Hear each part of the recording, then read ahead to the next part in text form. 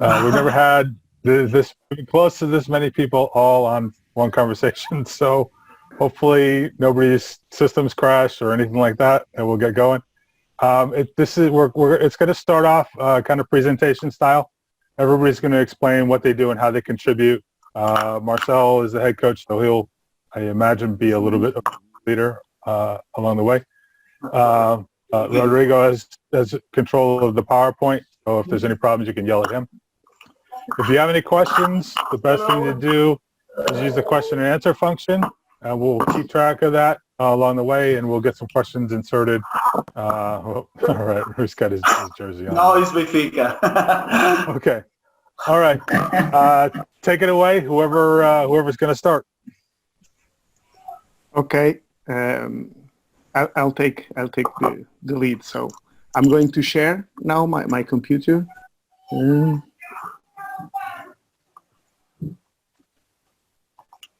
Can you see it?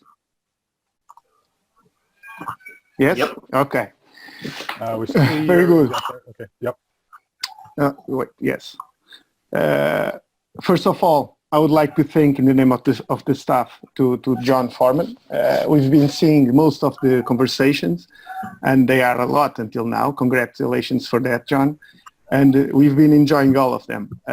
When we contacted John, and after listening what he brought to us, we thought to show how is our workday in a professional volleyball team in Europe here in Portugal.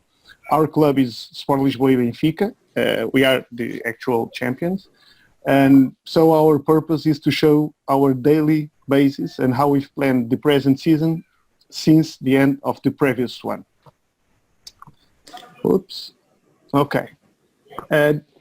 This is the second season we've been working together, even with the most athletes, because we've only changed 2 players from the previous one to this season. And we still, as a staff, think that we can somehow improve our skills and take the club to a higher level. Our season 1 was incredible. We've won the Super Cup, we've won the National Cup and the Championship with a Challenge Cup participation. This season, we've won the Super Cup. We got in at the Final Four at the National Cup, and we were at first position of the championship. Also, because the club wanted that, as well as we, an excellent participation at Champions League, fighting since round 1 of the qualification until the last game against Tour. Okay, this is our structure. How are we organized at volleyball? We have a multidisciplinary team supporting the team, the players. And I'll present to you all of us. First, our equipment staff, our kitman, Paulo, preparing the everyday practice clothes, taking care of laundry, volleyballs, material, and so on. Our psychologist here, Miguel, he is with us. It's interesting because he doesn't have his own cabinet. After Solange, Solange is the nutritionist who takes care of our weight and food quality. Teresa, physiotherapist, a professional that enhances the player performance, keeping them able to play. After, our strength and conditioning coach, Duarte, that makes them the players jump 200 times per session, and also a very important hand at the court. Danielle is our performance analyst who creates worksheets to show us the numbers. Me, the assistant coach, trying to establish a link between all the information. Marcel Mats, the head coach, the man who guides this staff, has a global vision of the situations and connects also with the board. This board, volleyball board, here with our team manager, Rui Guedes, who takes care of everybody's problems, staff and players. And also José Jardim, a former head coach with a long history at the club and now as a sport director. Not less important, and I think it's also important to speak about them, our youth coaches, which are always invited to see and help us at the practice, grabbing balls and helping us to keeping an intense practice. Before entering in the functions of everybody, I think it's important to show you how is our context. We usually practice twice a day with an interval between the sessions of at least 5 hours. What we've tried to do in our week, it's to have decreased blocks of practice. So first we have 4 blocks, a recovery in this day, then 3 blocks, a recovery period, and before the game, 2 blocks, and in the morning of the game, just reception situation. After, we have sometimes, most of the times, a recovery day. In the morning, it's important to say that now, we split the team in 3 groups.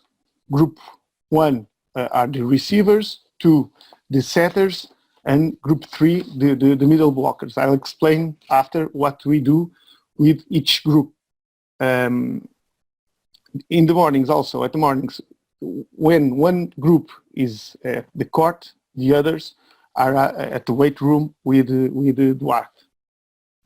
Okay, but this season, and with the Champions League, we have, fortunately, some changes. So this is a real example where we have here in the previous weekend 2 games. Then we give on Monday morning a recovery period, practice, 3 practices in a row, recovery, practice.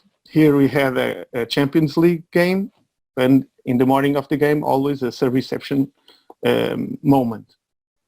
Because we had a away game, we've done strength and conditioning, weight training in Friday morning, practice all together in the afternoon, and in the day of the game, we travel and have the game in the afternoon.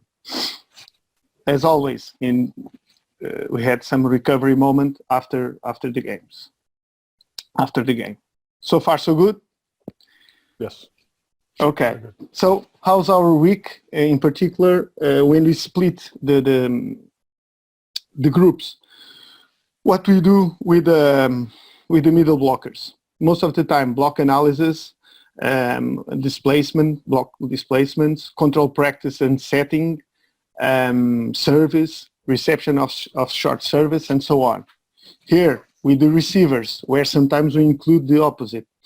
We practice reception from an individual point of view and doubles, and we try to hit all the issues like platform, angles, displacements, based most of the times on volume. It's 50 minutes with a high density. With the setters, we try to start the practice with some easy balls, free ball.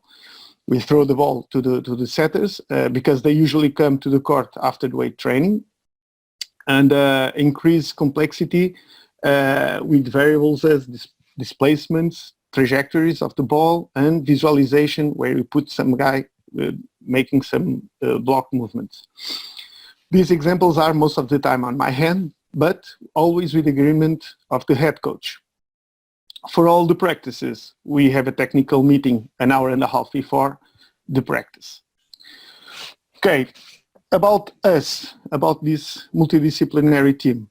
Performance is rarely, if ever, about one thing in isolation.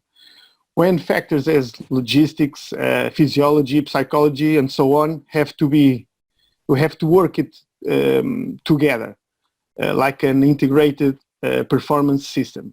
For what? To achieve high performance. This is a continuous pursuit that we have because we want to take the club and volleyball here in Portugal to an upper level. And this is how we'll put the club at the next level with an interdisciplinary approach. We'll start, as you see, with Rui Guedes. He's the team manager, the volleyball team manager for several years. And his main function is to manage different issues like accommodation, food, transportation, weekly plan with travels, and so on. But it's important also to say that Rui Guedes, who's looking now for this slide, he was also a team player of this club, of this team, of a volleyball player, and he made the transition from athlete to team manager. So let's hear for a while our team manager, Rui Guedes. Hi everyone. I'd like to thank John for this huge opportunity. Like Rodrigo said, this is a good way to show how we work in Benfica. Sorry about that. How we work in Benfica. It's like Rodrigo said previously. My job is not just to solve problems. Okay. It's just sometimes I just help some things to happen, like first of all with the players and this and with the staff. Okay, the contracts, the first step is to manage the contract with the player to guarantee that he is linked to the club. Okay. The first arrival of the player in the city or in the country, I am the first person that he will see, because for me that is important. I take care of them about the logistic things, to get a house. There is some papers that and some documents that they have to take care, and that starts with me. About the team, we make the plan of the season together, just to make the best plan of the season. Changing, for example, if we need to change some games or to invert some games, we discussed and go ahead with that idea. This is just a little bit, just a little idea about the planning. My major job is to put the coach and the staff just work in what is important for each person. Coach to practice, physio to make to recover and to recover the players, and so on. And then I don't know if I forget something. It's always like day by day. There is always some problems to solve. Like I don't know, or is the net that is not well put it in the field, or something, some details that I must pay attention. I don't know if I make the connection with all the departments, with the team, the communication, the marketing, commercial, financial. Above me there is a director that is for all sports in the club, and that is my boss. I always give him the feedback about what is happening with the team, and individually with the players and the coach and the staff. This is I think this is my job. I have some meetings during the week with all the sports to solve some problems that are transversal to all the sports. I think this is a good word. And we work together in one department.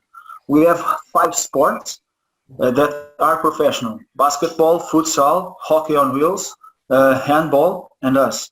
And we work all together in the same department to seek the best solutions for all the sports together. I think this is a good thing to work, and I feel good with that, because this was an improve that was made by the club to give the best structure to all the teams. I think I will pass the voice to other colleague of mine, or I don't know. Who come next, Rodrigo? Who is coming next? Rui, Guedes, before we pass to the next one, tell us, as an athlete or as a team manager, any player from America or Canada you know that's been with us or here at Portugal that can tell something about our beautiful country? Oh yes, Rodrigo. I played with several players from the United States. We have a long time ago, Ted Groves, Head. I just remember the first name, Head. There were two American guys, huge guys for that time for our team. They make the difference for all the team. I play with a Canadian guy, Dustin Schneider, and Olivier Fouché. I think he's like this. I think they came. Robert Tar, yes, from Canada. More, a lot of the guys from Freddie Winters was the most. I think he was the most famous Canadian player that played here. So they can tell a lot of good things about our city, about the club. I think they have a good experience.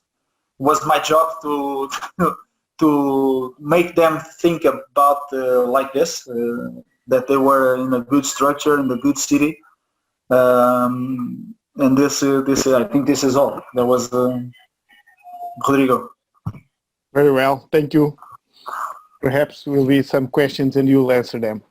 Okay, after Miguel Sá is the psychologist of some indoor modalities, and listen, he doesn't wait for the athlete to go talk with him. His cabinet is the gym because he watches a lot of practice of different team sports. Miguel, can you tell us how you support the team? Yeah, I'll try. Afternoon, John. Again, more formally. First of all, I would just like to introduce the department. Okay, so right now we are 8 psychologists in Benfica that work with the senior indoor teams as well as the whole soccer structure since little kids until the first team. And we've been there for over 20, I think this year is 25 years, so quite a while now. We what we do normally just to make the layout of our intervention is we try to intervene threefold. Okay, so we like to either have so we make an overview of who the athletes are. We make a formal and more metric evaluation of them as well as interviews so that we have a psychological profile on them.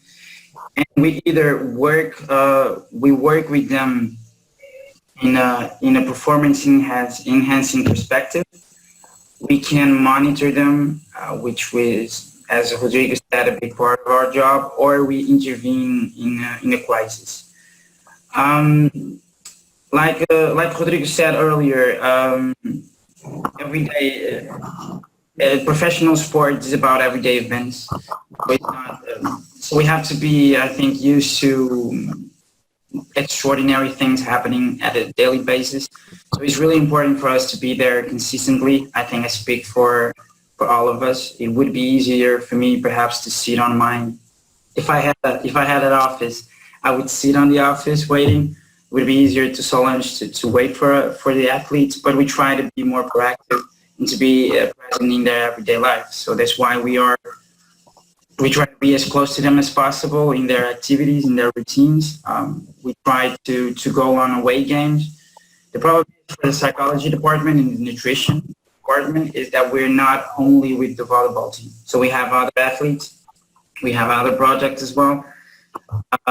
We have other teams, so we cannot be there at 100%, unfortunately, although the department developed quite a lot.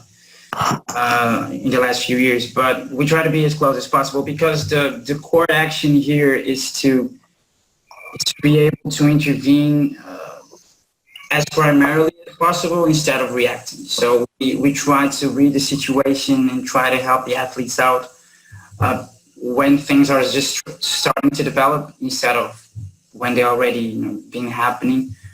And the part that excites me the most is the ability to work with athletes that even in their 30s, because this is a veteran team, they are really professional and they have a mindset of trying to consistently evolve. So what we do here in this regard is, because intervention in crisis is easy to understand, right? Something happened out of the ordinary and we're there. But in this regard is to like Duarte's job is to make an evaluation and try to enhance their physical abilities. From our perspective is to try to enhance their psychological abilities. So we try to optimize their strategies to be better players in their everyday work, and also at a competition level. And and one last thing, I'm sorry. Besides, and I think the most important thing is we working as a team, the whole staff. Okay, so I work. I talk at almost a daily basis with Solange, with what we try to. They have information. I don't. I have a perspective that they don't, and we try to, as a group, we try to think better as a team than individually, and we try to make strategies to make our intervention more efficient. For me, I think that's key for our job, and I see that throughout the entire Benfica structure. The best we work as a team, the more able we are to help our athletes, and that's also an important part of our job. And that's all. Thank you. Thank you, Miguel. For sure, you'll agree with me that with a climate of respect, cooperation, and collaboration, all these things will enhance performance. So, thank you, Miguel, once again. Now, Solange Fernandes is with us. She is the nutritionist of the team. She also have another teams to help. And she'll show us that in a close connection with the staff, and particularly with the strength and conditioning coach, we can get more from the players. Right, Solange? Just before you start to speak, Solange sent me a presentation, and I'll show you to you all the presentation. Go ahead, Solange. Thank you, Rodrigo. First of all, I want to thanks for the opportunity to show our daily activities and for being part of this incredible team. And one of the things I like most about this job is that it's never the same. Every day we face new challenge at all levels. And in this presentation, I will show you some of the activities that nutrition do with athletes. Rodrigo, please pass the slide. Thank you. In this, first of all, one of the big parts of our job is anthropometry monitoring, and we start the microcycle usually with a morning weight control before the first morning practice, and we repeat that weight control in the last morning practice of the week. These measurements are then passed on to the entire multidisciplinary team through a report. Our athletes have body weight goals, and it's very important to check the weekly variations in their body weight to ensure that they are restoring their nutritional needs, and if they have large variations in weight, they can have an increased risk of injury. So we need to talk every day about that, and we need to check their weight to see this variation. But the weight and can tell us a lot about the body composition. So for that you need the skin fold measurement. You use the Isaac protocol, and depending on the athlete's body composition goal, we evaluate it every 15 days or once a month. You can pass, yes, please, thank you.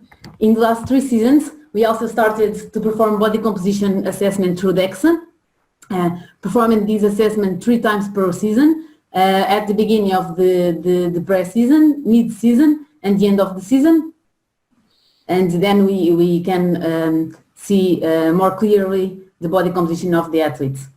You can talk about nutrition without talking about hydration. So to assess hydration, we weigh them before and after practice and check the both percentage of body weight loss during practice and the amount of fluids that each athlete needs to drink in the hours after the practice to recover the fluids lost through sweating. 2 days before the game or 2 days after the game, we evaluate the specific gravity of urine to see if they are a good state of hydration. And obviously they don't like to do it because they need to urinate into a bottle, but they understand the importance and they do it. And right now we are doing it all the season. You can pass, please. Okay, thank you, Rodrigo. And you can talk about sport nutrition without supplementation.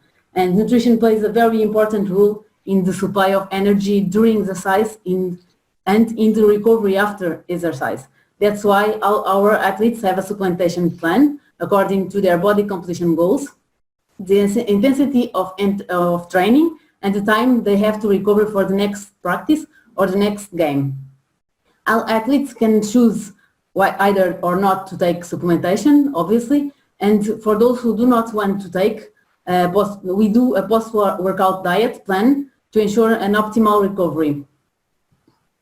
We also do individualized meal plans through the season, and these plans are updated as the body composition goals change and according to the season calendar. For some athletes who feel the need, we carry out weekly menus to make it easier for them to buy food on supermarkets and maintain a careful diet. With these weekly menus, we also send recipes for the respective dishes. Dishes. To finish my presentation, I show you what a game day for nutrition looks like, and we start by preparing the meal before the game. I don't cook for them. I just order the food and then prepare everything for them in the dress room. And then I always try to talk to the athletes to find out how they feel and talk with our strength and condition coach, Duarte, and he can tell me about the athletes too. And after that, I prepared supplementation for before, during, and after the game. In the end of the game, I try to talk with the athletes again and to find out how they feel, how they, if they need something for me, some recommendations to recover for the next game, if we have a game the day before, or to Monday, to the next practice. When the games are away, I talk a lot with Guedes and with Rui Guedes about it, and I carry out the menu about 1 month before, and I have to take into account the hours of the game, the training, the country, the gastronomic culture of the country that we will play, the difficulties of the travel, stopovers at the airports, flight times, travel hours, where they can eat while traveling, always ensuring that athletes ingest the nutrients they need, even without the particularities of the trip. And when I talk about nutrients, I talk about macronutrients, micronutrients, and hydration. Even everything that they need to perform in the best shape they can. Very good, Solange. Thank you. But for sure, this Easter wasn't our friend to keep our fat-free mass in with good numbers. Any concern about some overweighted players? Yeah, for sure it wasn't. This Easter it was weird. I'm always concerned about the weight and about them, but right now with the present situation, we will have time to put them on shape. So I talk with them every week, not every day, but try to talk with them a lot and to see how they feel and how is their weight. but right now I don't have that concern and I don't want to think about that right now. Yeah, and they are great professionals, right? Yeah, they are. Yeah. So normally I don't have a lot of problems with their weights. Yeah. John, so far, and what you've heard about psychology, nutritionist, our team manager, any difference you can share with us with your history and your curriculum? I think it depends a lot on where you go in terms of how much support that you have for things like having a nutritionist to help out, having a sports psychologist. A lot of times that stuff will end up just having the coach will have to handle it. Yeah. Somebody on the staff. I think in the U.S., the upper level, the very high level programs like Nebraska or Penn State tend to have a lot more of that kind of support than others as you move down and they have less resources and less money available, sort of thing. But I know coaches definitely think about these things and try to do what they can do. Yeah. I think Marcel will speak a little bit about that, about his history, because this is our scenario. It's not the same in the other clubs. For us, it's a top club. Okay, after we have Teresa. Teresa Torres is our physiotherapist, and she'll explain how she interacts with players and how she filters information to the head coach. Teresa? Hello, John. So I'm the physiotherapist of volleyball team. In Benfica, we are the first professional of clinical department. It means that we are with them in national or international games or even internships. We are one physio per team, and there is one doctor for 3 teams. So we are in contact directly with the doctor. Everything that happens with them, every clinical content has to go through us. Passes us, like schedule skin doctor, for example, or with the nurse in case of a wound. It passes with us first, and then we ask for the nurse some help. Then injury, prevention, recovery, and return to play, and not also return to play, but also return to practice is also our job in connection with sport and condition coach Duarte.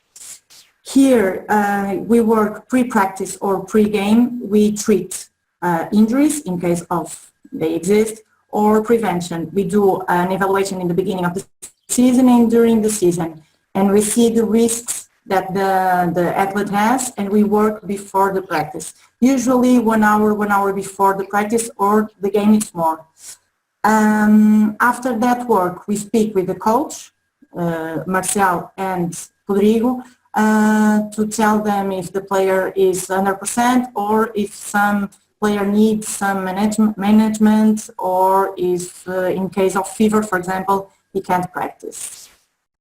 During the practice, our job is to observation of the movements, to if he's doing some movements to avoid pain, or be attention of facial expression that the player is producing, and also clinical needs if he needed some player needs a tape or something. After the practice, here is directly connection with Duarte is the recovery. So recovery, we do massage, pressure therapies, ice bath, and that is more specific with Duarte. So the scheduling and with the medical appointments, it's we do the schedule, and we are with the players everywhere. Go to the hospital doing exams of the beginning of the season, schedule surgery, for example, appointment with the doctor, specialists. We are always with them, and then report to our doctor. Red flag alert. I wrote this because we are a red flag alert in case of injury, because of the evaluation that we do in the beginning of the season of the risk of that athlete has in the beginning and during the season. And here for the psychological factors. I used to say that in the physio room is a perfect place to outburst for them to tell us what they're feeling, what is going on with their lives. And here is a good place for them to talk. So here is a good way that we speak with Miguel, psychologist, to tell if there is some red alert to tell them. And the connection that we have with the head coach, assistant coach, is before the practice, most of all. The sport and conditioning coach, it's more after, and with the recovery and prevention, and with the doctor. Like I said, we report everything to them, so this is our job. Thank you, Teresa. Probably I'll ask the same to Duarte. With this moment we live, with this pandemic moment, and we don't know if we get back to practice, are you concerned about this? What suggestions can you make for the athletes? I think everyone is concerned about this, right? But from now on, nobody in our team is injured, so it's a good thing. And I speak with them every week, and we do once a week a class more for mobility. Don't tell. I call yoga class.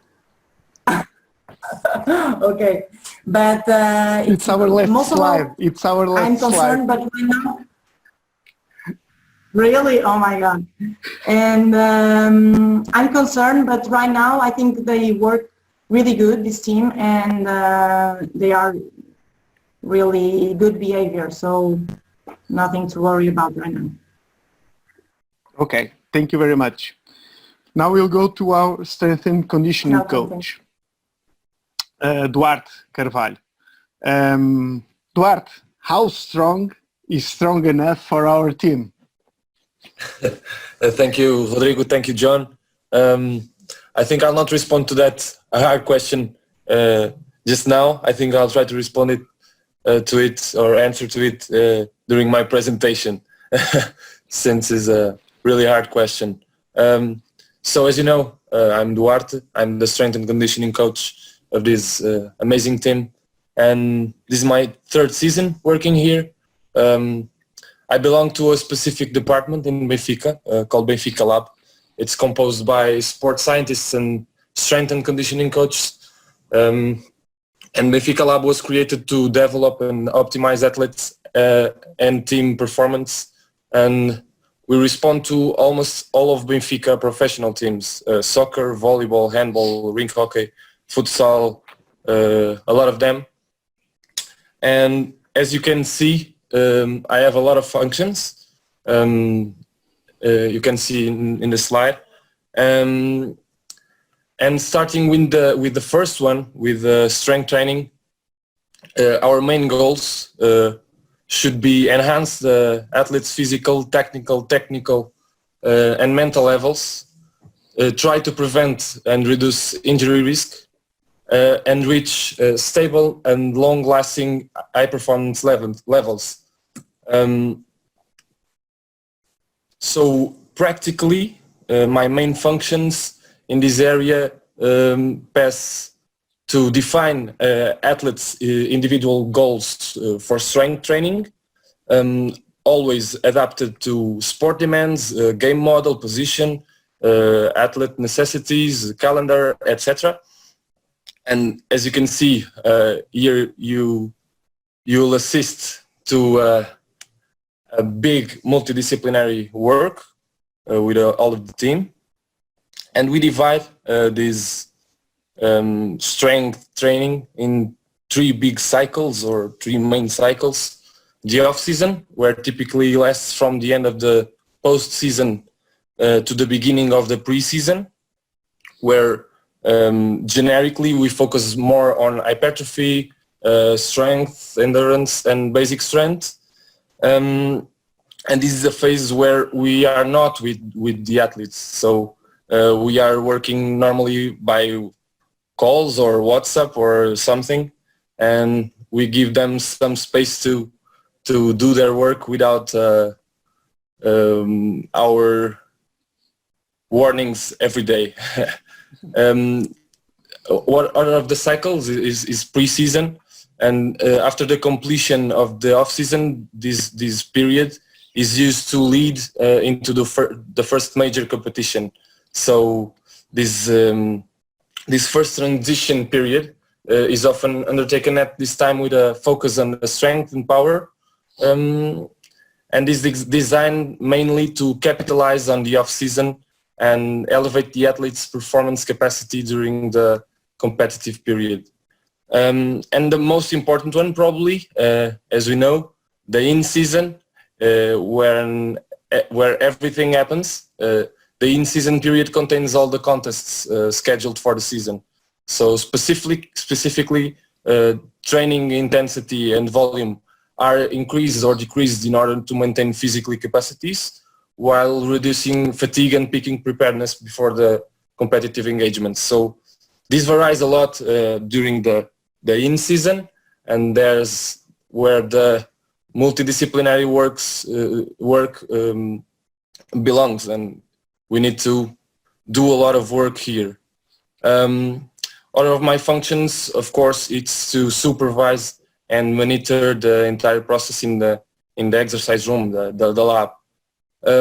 Directly linked to this, I'm also responsible for the physical evaluations of our team. This specific area is really important, as you know, so we can individualize athletes' work and know where we are and where we want to go. Some of the tests could be maximum strength, where we predict 1RMs, reactive strength, isokinetics, mobility, jumps with the Vertec, agility, power. As you know, we have a lot of tests to try with our athletes and to know how they are and where we want to go. One of the functions as well is return to performance and injury reduction. As Teresa said, it's obviously multidisciplinary work, dependent of the medical staff, all the medical staff, and where we need to plan something to put the athlete back to the court and to play. And that's always our main goal. And I'm just one more tool to help the athlete to do that. And one of my functions, probably the last one, it's the monitoring. In Benfica Lab, we have a wellness questionnaire that we do every day. We call it the Hooper test, where we ask about muscular pain, sleep quality, tiredness, and stress levels every day. And in the end of each training, we ask to the RPE, rate of perceived exertion. And in the end of the day, we always send to all the staff these reports. And this is a real area that takes some time to do every day. But it's really important to us to adjust workloads, everything, to put them working and to know how to adapt the training to the athlete, to the team, and that is. I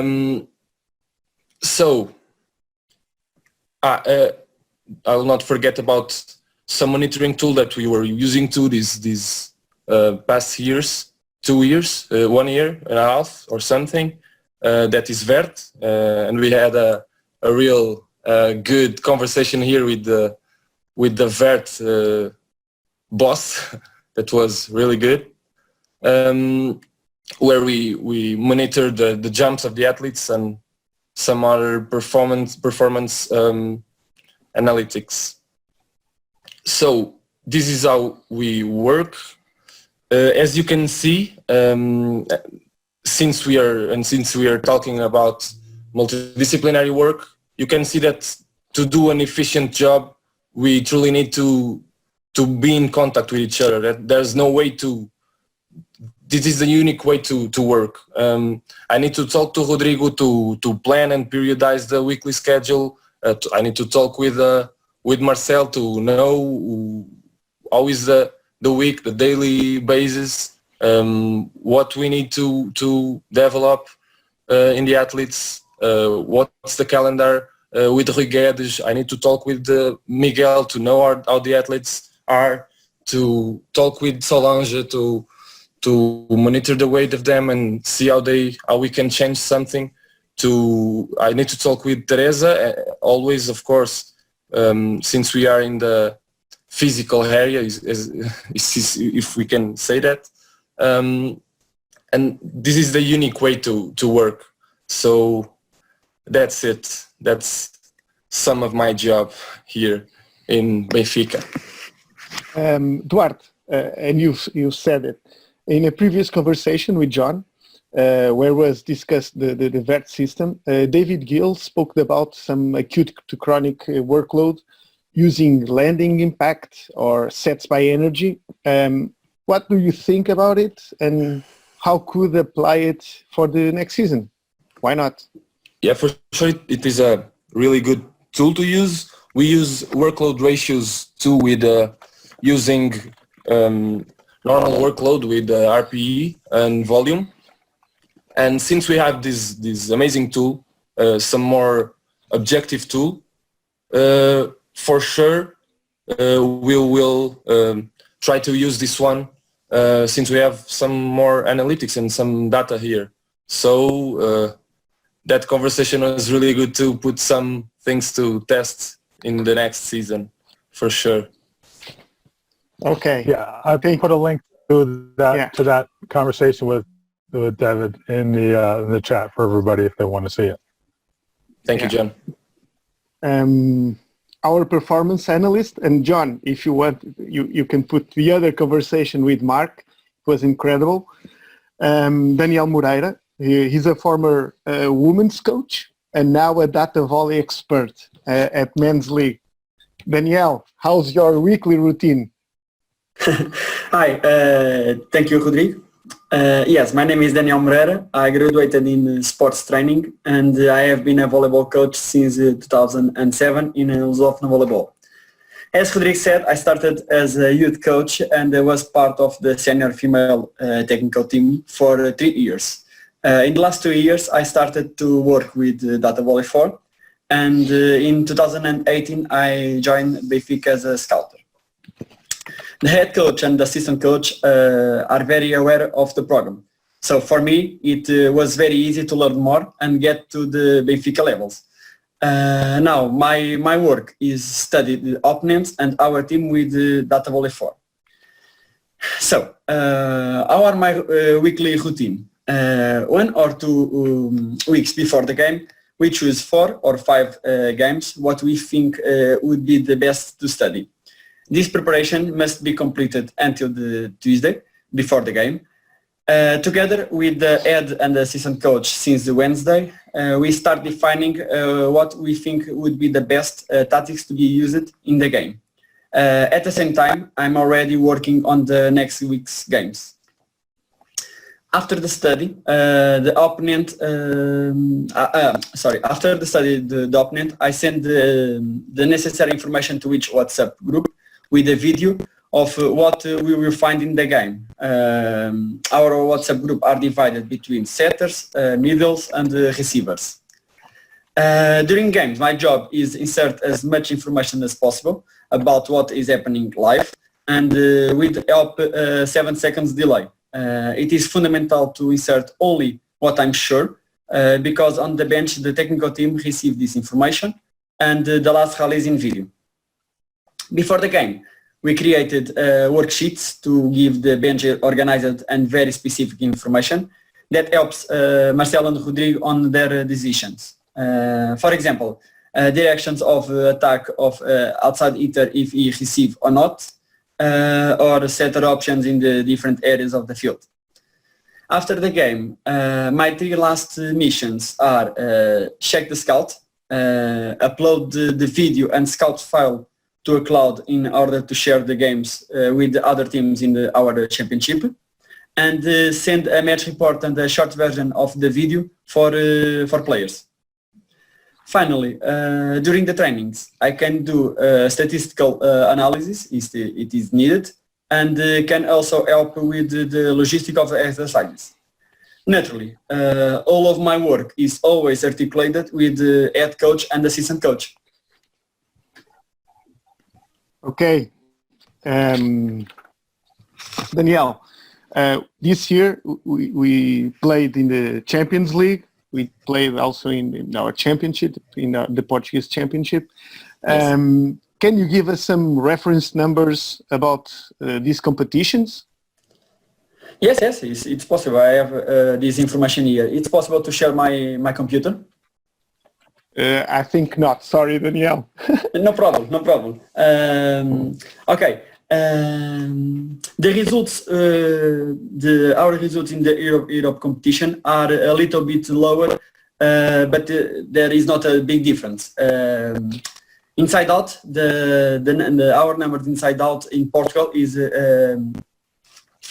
58% of points, and in Europe is 53% of points. It's a little bit different, but not big. And serve and reception, we have the same situation. In the serve, we have 7% of points in Portugal, and in Europe Champions League, you have 5%. And the reception, we have 61% of the efficiency, and in Europe Champions League we have I don't think numbers, but I think so, 58%. Okay, it's important to highlight that none of these actions is a difference biggest than 5%.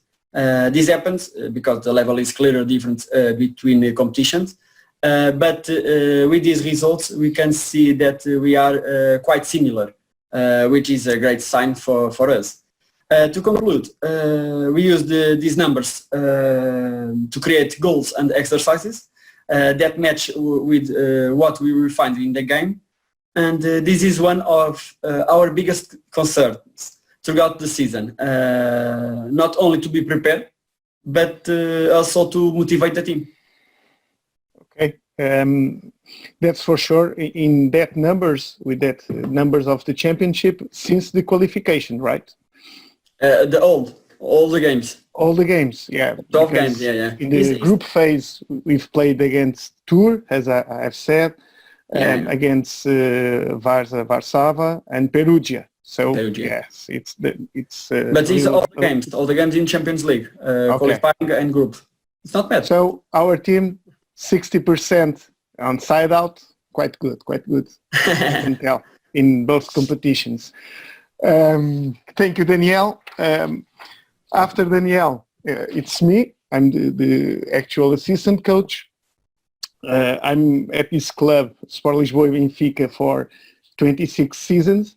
First as an athlete and after as a coach. I started as an assistant coach in the youth teams, and in the 7 years ago I got into the first team. First, I was at the team, at the staff as a strength and conditioning coach. Then I accumulate with performance analyst, the things that Daniel is doing now. And since last season, and with Marcel Mats, I'm in the staff as an assistant coach. I think it's important to say that this club in the last 6 years has grown a lot. I think more or less in 19 titles, we've won 14. So I can say that in Portugal, Benfica is a very important club, a very important volleyball club. And for me, it's a pleasure to go there every day and analyze practice constraints with Marcel, the head coach.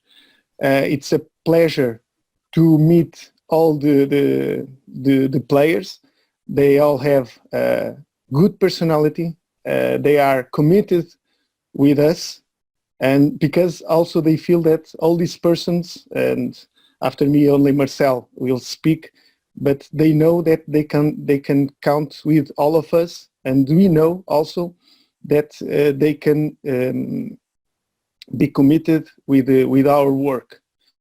With Marcel, we have daily adjustments about the practices. We think about the goals. For me, Marcel, most of the times think about the afternoon practice and I'll most of the times just make some few adjustments. Because of my background, I try to make some kind of a link with Duarte about what we do in the lab, in Benfica lab, in the weight training, and what we'll do with at the practice. With Daniel, and also because I was the performance analyst for 2 years, I try to help him. Nowadays, he doesn't need any help because actually he is the expert of the stuff. And we try to look at some numbers, some directions, and try to improve the performance of our players. Because I like to know everything. I try also to share some thoughts with Teresa about physiotherapy, how the players are, how do they feel, what are their complaints, and with Solange about the weight, also because of my weight, but because of the shape of our players. For me, and I think it's very important, and Marcel can speak about that if he wants to. As an assistant coach, I think there are 3 majors to follow: loyalty, respect, and coherence. I try to be to Marcel someone who can speak about anything, and he knows and he has to know that I'm there for the team and to do all the things that in the end of the day will make our team to play better, to see how we are playing, and to try to achieve some new and better goals. And that's it. Now, the main one, the biggest, and talk about Marcel. I think it's important before he talks to know him and to share with all of you why we like to work with each other. The first one, or one of the first to speak, was Miguel, and I spoke about collaboration, confidence, and all of that. But we know also that some moderate conflict is important. Sometimes we have to disagree, because this moderate conflict can assist reevaluation, stimulate new ideas, and sometimes simply clarify misunderstandings that have occurred. And Marcel provokes us to that. Sometimes he enters in the cabinet and say, "Commit!" And all of us, "Whoa, what's happening?" And okay, the roof went out. And I think he provokes that and makes sometimes to feel uncomfortable, and that's good. And we try to do the same to him, because that makes us continuously progress and stimulate ourselves as a staff, as a team who works for the team. I read this and I totally agree, and I'm going to share with you. Because John also spoke that most of the coaches don't have a nutritionist, a sports psychologist. Coaches are trained to think and work in a multidisciplinary environment. For example, a coach on observing an athlete training will be thinking about physiology, speed, heart rate, lactate, fatigue, and so on. At the same time, this same coach, however, will be thinking about technique, skill, biomechanical issues. they also may be considering attitude, motivation, and personality issues. It's the psychology of performance. When should I say this feedback? How will the athlete respond to that? Coaching is above all about problem solving. And I think Marcel fits in this affirmation. Marcel, now it's your time. Can you share a little bit about your career and what do you think about this larger staff team? Hello, John. Everyone are thinking about my English. I'm from Brazil. I am some of volleyball coach. My life is inside the court every day. But I work in Brazil 15 years in high level volleyball, only with men's, nothing work with women volleyball, professional woman and another teams. In Brazil, worked 4 years in under 21 Brazilian team. It's important for me. Now I am here in Benfica 2 years, and in my career I made every como é que eu vou, Rodrigo? Fala aí. No.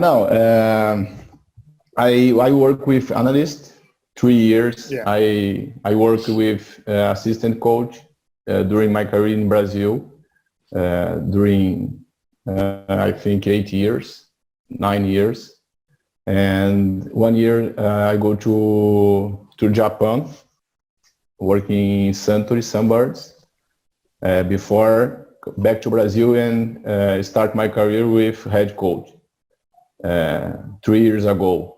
3 years ago. In this club, I think Benfica, it's a big club with this big team, staff team. I don't remember a club with this team, and I am a lucky coach because I have these guys work every day. I think these have the same. Just a moment. Yes. They are in the beginning of career. They are improve a lot of in each career. It's very good for us because me and they work a lot. I don't have problems with anybody. No. Anybody?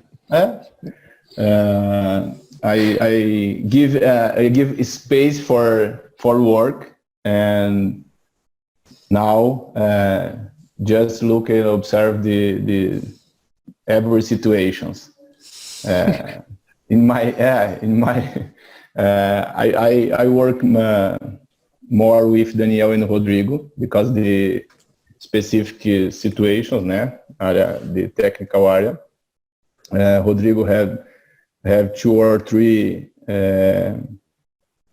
áreas para trabalhar, ou sei lá, Subjects to work. Areas to work in the team, with my supervisão. Supervised by you. Yeah. Rodrigo work a lot of in the morning in the technical moments with specific areas, né? Setters, reception. I work with more with defense, block system, and the team with the enfim, tactical situations, né? With a lot of discussion about with Rodrigo, Daniel, not with Teresa, Solange, Miguel. No, it's not. This is other areas. It's important speak here. Solange, for example, Teresa, Miguel, Duarte have another.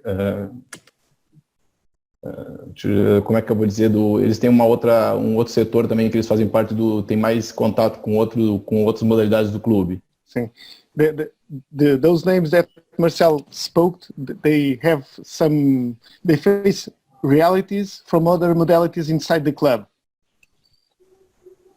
And me, Rodrigo and Daniel. Just volleyball. Just volleyball. Teresa, for example, have contact every day with another physiotherapist. Solange, the same. Miguel, same. And we work only with volleyball. It's very, very hard because Benfica, it's a big club. Only think about win. It's good for us for work a lot for win. They have a good investment here in Portugal. I think the best or second investment here, and we work thinking about win the championships. This year, Champions League, in the Champions League, it's not our realidade, ou sei lá, reality. It's not our reality, but it's very good for I think improve our work. It's my situation here with a lot of guys, and I think all thinking about improving in each career. Thank you, Marcel. And by the way, I think I speak for the name of all the staff. It's a pleasure to work with you. So far, what we've tried to show you is that collaboration between all the participants in sports process to achieve sports goals are determinant. And the head coach, Marcel Mats, has to know really well all of them and take the right decision, the good decisions. Before we stop our presentation, I think it's important also to say that we haven't stopped yet our season. We are still working, and so the name is Duarte's name. We have our Corona Killer Week. Since we've stopped practicing, we've been sending to our players something to do, something to keep in contact. And John had a conversation also about how to keep in contact with the players. So we pick our names, we picked our nicknames, and okay, let's do a different week every week to the players. So we have some strength programs. In these strength programs, we try to hit all the needs of our sport. Of course, it's difficult, but we try to. So Duarte sent a program by WhatsApp, and sometimes we have a tutorial, a video with some private jokes, with something that will keep them alive and focused on our team. Another thing that we've created is volleyball at home.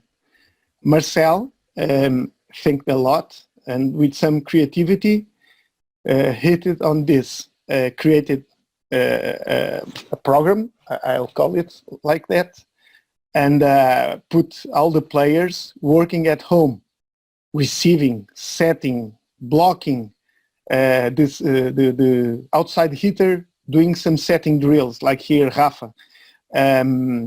The middle ones digging at 5. Fathers and sons doing block system, like, or trying to keep them at Benfica. And I think it was important to keep our group closed and focused on, I don't know what will come after. Solange also have a program here where she makes some quiz about nutrition. As she said, she sent some recipes and trying to keep them in shape and finding something new. And that Sunday we have and Teresa was about to say that while she was talking. We have our live Zoom yoga with our physio T, because she's Teresa Torres, our physio. And it's a good moment where we laugh, we do some stretch, we do some funny positions, and we keep all in contact. Okay, John, this is what we've prepared for you. I don't know if there is some questions. This is our interdisciplinary team, our multitask team, and what we, in the end of the day, try to reach is victory, and with our athletes focused on practicing and winning. Okay, very good. All right, if anybody has any questions, we just had one pop in. Go ahead, put them in the question and answer. There's one question I want to start with, and this is kind of high level question for the club. How much influence on how you guys are able to operate in volleyball is there from how things are going with the larger club, especially in terms of football and the other sports? Okay, I think Gedge is the man to answer that, because he'll put where is volleyball in the soccer club, right? Sure, yeah. So I will try to answer, okay? Let's say one thing. The first thing is about the football, that our sports depends about it, okay? We have a strong football team that give us the chance to improve our sports. I don't know if the influence is is about the sportive way or in the, I don't know, financial way or something like this. But in the sports way, when the football is bad, let's say that when the football is not a champion or starts to see that he's not champion, everyone turns for us, for our sports, just to see if we can win championships and trophies in this season. Let's say like this. Financial, we depend a lot of football. If they are good, we are good too in that part. I don't know if I answer your question, John. Yeah, that's fine. That's about this. Yeah, that's okay. All right, so we had a question from Simon. Marcel, you answered. Simon had asked the question, how often you meet with the whole staff. Marcel answered one meeting with everybody in 2 or 3 weeks, but work with everybody every day. Jim has a question. At what age do the junior boys start playing volleyball in Portugal? And how popular is boys volleyball in relationship to other sports in the country? Okay, I can take that from Jim. The junior boys are not strong here in Portugal. for instance, the girls have, I don't know, national, about 55 teams, for example, in the under 17, and the boys have 11. So here at Portugal, the boys start to play later, very late. But I think in the last few years, there are some increase with the under 10 and under 12, and I hope and I truly believe that maybe in 5-6 years we'll have more boys playing volleyball to play in our leagues, our national players playing in our leagues, because we have quite a few foreign players. Okay, good. We have a question from Simon who wants to know, so you talked about doing setters training in the morning before weight training. First question is, who normally starts with ball practice when you do the morning sessions? Yeah. And then the second question is, if the setters are coming in after they've lifted, is there a concern that they might be missing some fine coordination with their arms potentially being tired? Most of the times, the group who starts in the court are the receivers. The setters can go after the weight training, or if you have all the morning free for us, we will make like receivers go to the court, and after the court go to the weight room. When they go to the weight room, the setters go to the court, and after that go to the weight room. Usually we don't have all the morning for us, so we split the groups. And first we have the receivers and after the setters. The second part of the question is, will we miss a little coordination? Yeah, we might miss. But we also, our team, the average have 34 years old. It's not a young team, it's an experienced team. And Marcel has always the preoccupation to, the concern to, okay, how do you feel tomorrow?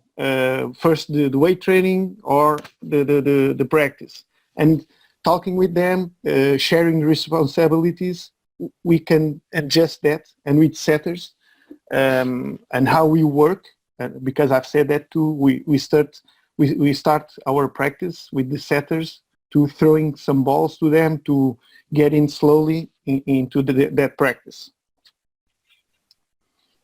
Okay. Somebody wants to know, what's the relationship between the professional team and the youth teams? Get, do you want to answer, or I'll answer? I can try to answer, but if anyone wants to say something, go ahead. But let's say that we have we construct when even Rodrigo was coordinator of the youth teams. We try to build a big family, to have a strong connection with the youth teams. We have a direct connection with the under 21, because sometimes we need players from there to the practice, or we have some players that we use in our practice there. That is a direct connection. And then with the teams, the other teams, the mini volleyball, for example, we use the teams for the games to catch the balls, to be ball retrievers, and they help us, and then we take some pictures and to have some connection with the professional team. I don't know, Rodrigo, if you want to say something more about it, because you were coordinator of the youth teams, you know a little bit too about this. Yeah, for sure. In the last years, we could watch to some youth players at our professional team. Miguel Tavares, who plays in Poland, Afonso, who came back this year, are some examples. And nowadays we have 2 players that are always with us. We have more, but Simões and Cifródio are most of the days with us, and they are coming from the youth teams. Manel also, Kelton, a lot of guys practice with us. But I think it's important also to say that there is a big gap between the youth teams and the professional team. And we try to reduce that gap by trying to include some of these young players in our practice. When the championship stopped, we are almost in the final 4 of the cup, and Marcel and all the staff, we've made a practice with the under 21. Okay, some professional players with the under 21, because we really want that. Of course, it's not just like that. We have to work, and we have to see the young players that are with us. We look at the teams below, and we know that we have 5 players in the youth national team, and we are waiting to see how they achieve higher levels. Okay, just following up on that. Someone wants to know if the U21 players are available all the time, or if they have like school programs or things like that that make them not available sometimes. We try to manage a schedule of the professional team with the school schedule they have. Until now, sometimes we have to change a little bit our practice, and sometimes they have to adjust their school programs to go and practice with us. But until now, I think we didn't have any problem, and I think they like to practice with us. Rodrigo, let me just, sorry. Yeah. Sorry, Eduardo, just to compliment, is not necessarily as a student, but we have a player that is a doctor, and so in many morning practices here, he's not able to be there because he's working, but he's able to adjust his work, whether it is with Teresa, with what, or just going to the gym by himself. So he's very experienced. He has that ability. So I think the club and the coaching staff have the ability to adjust the workload to the players' needs. I'm sorry. Let me share just my view about the last question, and I think that this one is connected to. And I'm talking a bit about some general view of the club. And I think that in the past years, and you guys can help me because you are in Benfica at more time than me, but I think Benfica is a lot more concerned now about the kids and the unders and the female teams perhaps than they were before, and they are trying to focus a bit more on that. I think talking specifically, for example, about Benfica Lab in the last year, for example, we had, or in the past years, we had some trainees with the kids. So this work is connected. I know what the kids are doing with the physiologists responsible for them, and we had trainees, and now we have a professional. They are not trainees. We have a professional working with them. And I think Benfica is trying, in a general vision, it's trying to focus a bit more on the unders or in the young teams, youth teams, and in the female teams. But of course, this is a process. We are starting, I think. But this is my general view. I don't know if you agree, but yeah, I think that's it. Yeah, I do. Let me just say to Duarte's point, like the president's vision for Benfica as a whole, like the big boss is to make players, to create players, and there has been an investment throughout the last decade in being able to give the athletes the ability to work at a high level. So we see that more immediately in soccer, of course, but we are also starting to see it at the other sports as well. As Duarte said, in Benfica Lab, I also work with some youth players as well. I know that Solange works with some youth players as well and female athletes. So they're actually making that investment so that they can work better at a younger age. Okay, that kind of touches on the question I have, is about whether, especially those of you in the support roles, Miguel, Teresa, Solange, Duarte, are working with also the female teams and the youth side for both genders. Depends on the area, John. Me and Miguel work with the family athletes too. Okay. Men and female.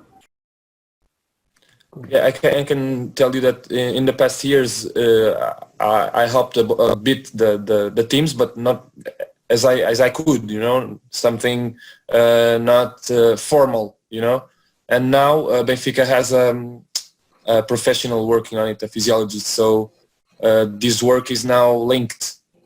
Yeah. I know that I look fairly young, but I've been in Benfica almost 7 years. So I've seen that growth happening actually, and so it's a process. And I think all the areas separately but combined are making an effort to adjust. It's not easy because we cannot still have like one person for team, for example. But we're starting to help the way that we can with the different teams. For example, me, in specific cases that the managers or the coaches tell me like it's important for him to be followed or for her to work with me. So, and we decide as a department whether whether we can help the person or not, whether we can work with them or not. So, but it's a process definitely, but we hope to keep improving on that in the following years. Good. Teresa, were you going to say something?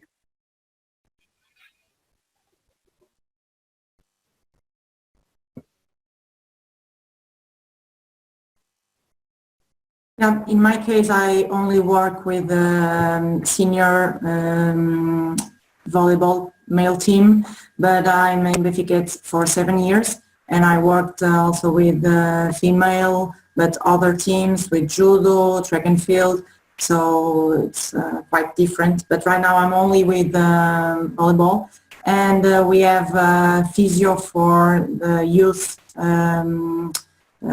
volleyball teams, and we work together, like exchanging information and help each other. Okay.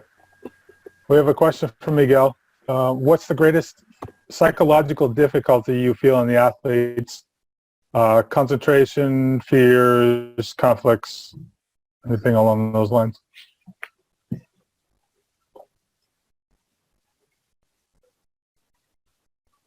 In the volleyball team specifically, I suppose? I'm assuming, yeah. I would say,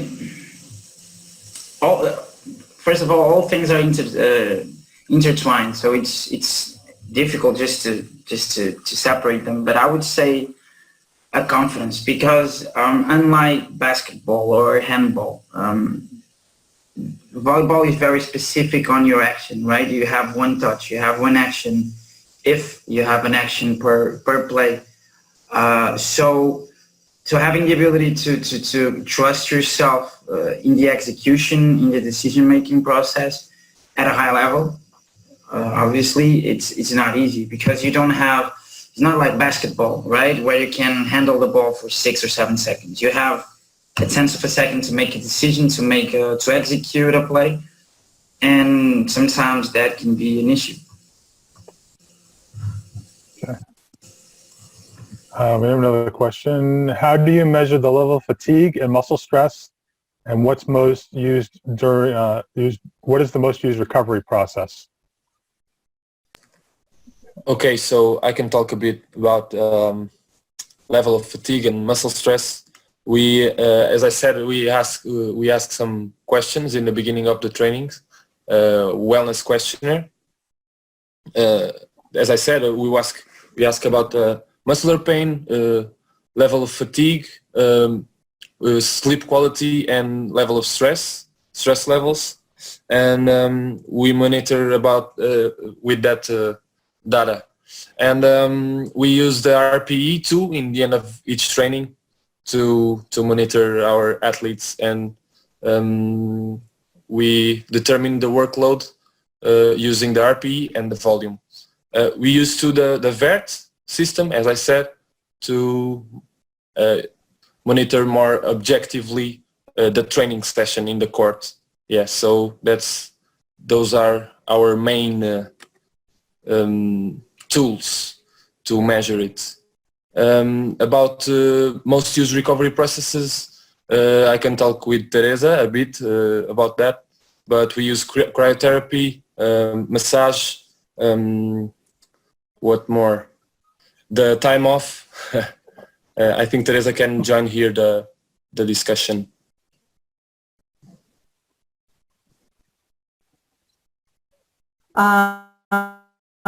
For the recovery, we can work after the practice or the game. Like Eduardo said, we can do ice bath, massage, presso therapy, or even you can organize some classes for recovery. For example, to work on the pool, to do some sessions for stretching, or you can do a lot of work. But usually every day we do some exercises, specific exercises to them to stretch. And during the week, every player, or if they want or if they don't want, do a massage with our messages. We also have one that works for all the modalities.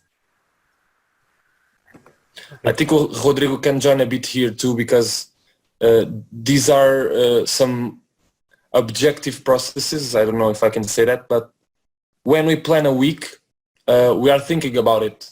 And Rodrigo talked about the time between trainings, or the number of sessions that we have in a week or in a day, and that's some way to do this, you know. So this is all linked. The multidisciplinary work starts here, you know. So I don't know, Rodrigo, you can help me here. What I could say, you just said it, so it's okay for me. John. All right. Somebody has a question from Marcel, who wants to know the best and the worst parts of working at Benfica. No, I think working Benfica, it's very, very good because it's a big club here in Portugal. We have a great team and great staff for work every day. The worst, I think the distance with the younger team, because we don't have a space for everyone play inside the best court, for example. We have 5 teams here in Benfica with two courts, and the young teams play out of Benfica. It's hard for me look the youngers every day during the process. And another thing is I think Portugal in a few days, if possible, a better league for more good matches inside the country, for example. Okay. All right. John, yeah. sorry. Yes. because some of us have to leave. And before that, because this is all part of all of us are part of the success. I leave this last slide where I think it can transmit that working together we can achieve very good things for the club, and the club gives us all the conditions and gives us all the possibilities to try something else that can improve our skills as a professional, as a volleyball professional. And let me publicly also make a big thank to all of the staff that after talking with some, I asked if they wanted to join me in this conversation. And so thank you all. Thank you from me. John, Thank you, let me just ask some question to Rodrigo, because it's really quick, just because I think it's too easy to be there asking questions to everybody, Rodrigo. It's a really good position, I know, but now I think it's your turn. So just a quick question, and you talked a bit about that. In your career, you passed through some of these functions as professionals, so performance analyst, strength and conditioning coach, head coach, and I think this is good to close this conversation about the multidisciplinary work. How does your knowledge in these different areas affect your daily work? How do you use these skills? This is my question to you, Rodrigo, and talk a bit, because it's too easy to be there asking questions to everybody.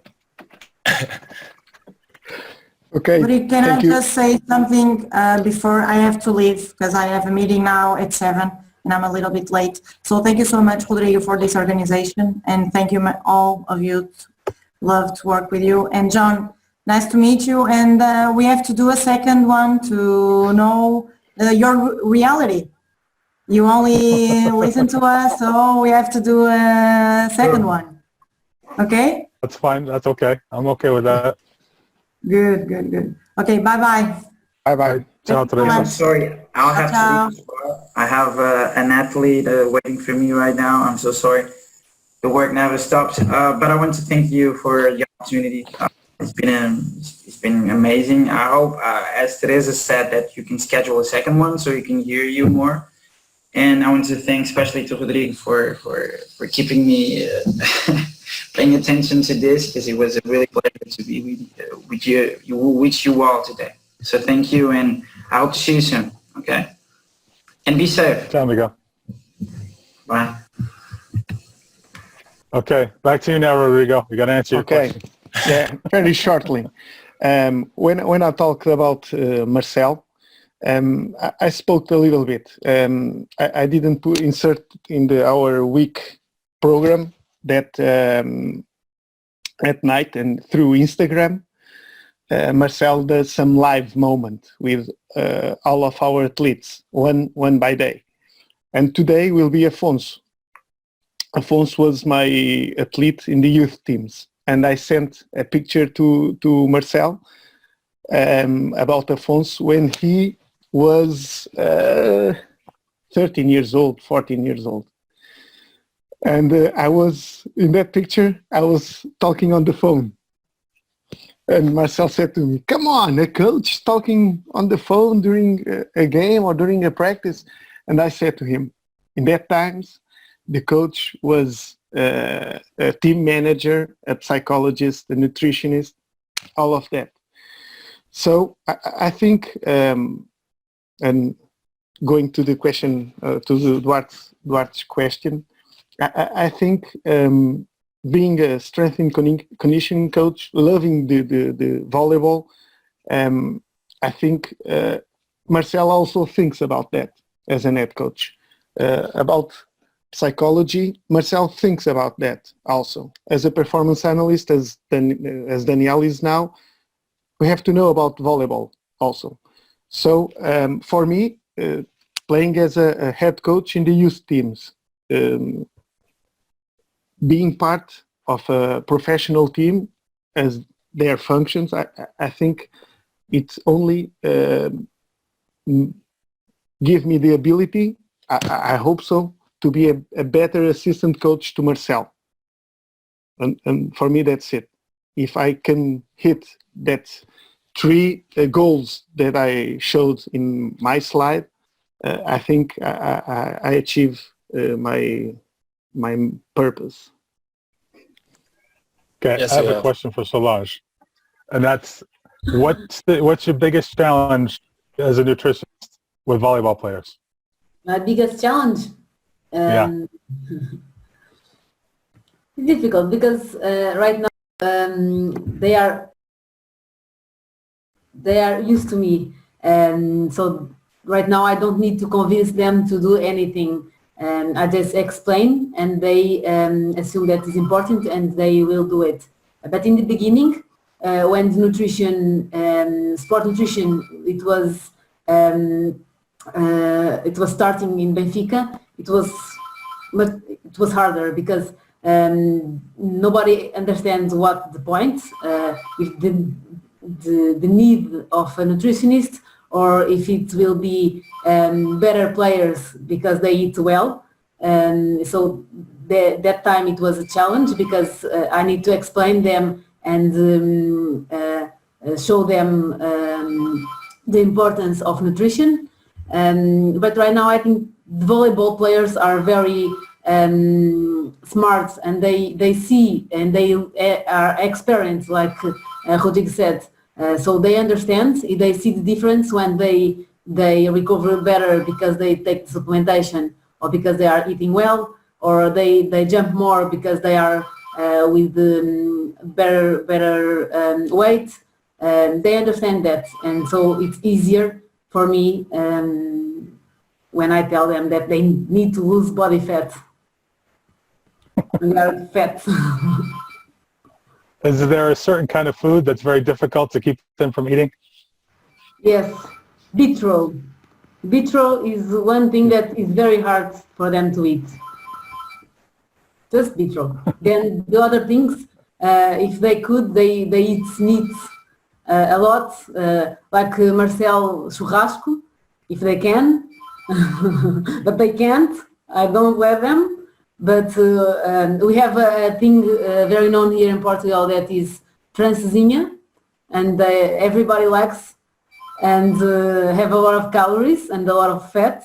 So just one per year, per season, they can, but no more. And sometimes I'm bad with them because of that.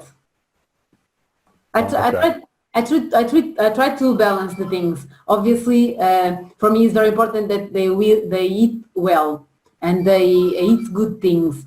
But obviously, they sometimes need to eat things that they like and they are not so healthy. And one of the things that I talk with them after the games is that if we don't have game in the next day, or if we have time till the next day, maybe that dinner they can eat and drink whatever they want, and the next day they will stay healthy again and eat healthy. But we need to balance, and we need to eat well most of the times, but sometimes we can eat things that are not so healthy. Okay, good. Rodrigo, somebody wants to know what your favorite role is of all the ones that you've had.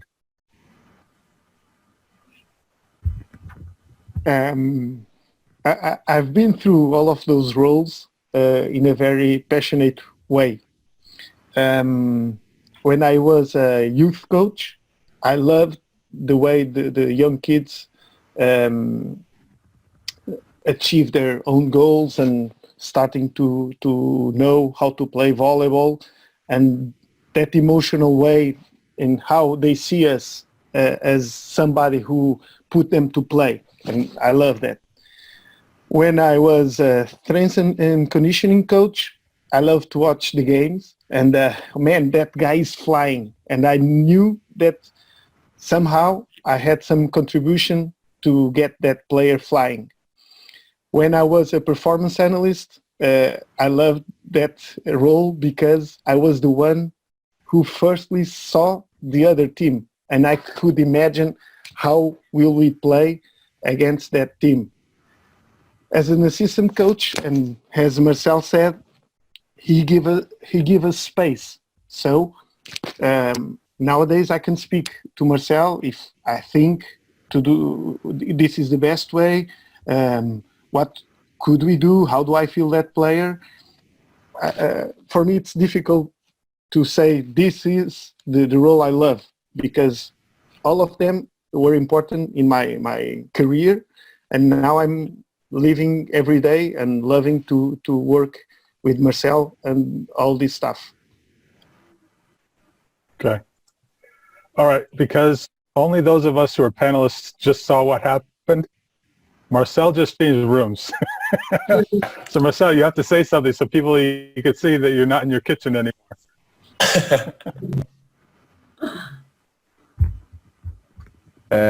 It's dinner time for my three kids. Change kitchen by bedroom. Okay. I'm curious. We can't really go into it here because just don't have time. But I'm interested in Marcel's program that he has the players working with by themselves with the reaction and the blocking and all of that. I'll be curious to see that. So I don't know if there's a way to show people on a separate. I can tell. Marcel downloaded it in his Facebook, Marcel Volley. Right, Marcel? Okay. I'll get the link and we can share that. All right. We have no more questions. So if there's any final things that you guys want to say, then you can say them now. Otherwise, we can wrap up. No? Done. It was really nice to have this conversation. Okay, everybody. Thank you, John. Thank you, Rodrigo. For me, John, it was a pleasure. I hope we could somehow contribute to your conversations. I'm going to keep watching yours live or after when you share the link. But I love the idea, and I hope you have all the success. Thank you very much. I've definitely seen you on most of them. So, all right, I appreciate all the time you guys took. We're on almost coming up on 2 hours now. So this was a long conversation. Thanks, and we'll definitely try to have that other conversation that you want to have at some point. But bye for now. Good luck. Stay safe. Thank you so much. Stay healthy. Bye. Thank you. Thank you, John. Bye bye. Thank you. Thank you. Bye.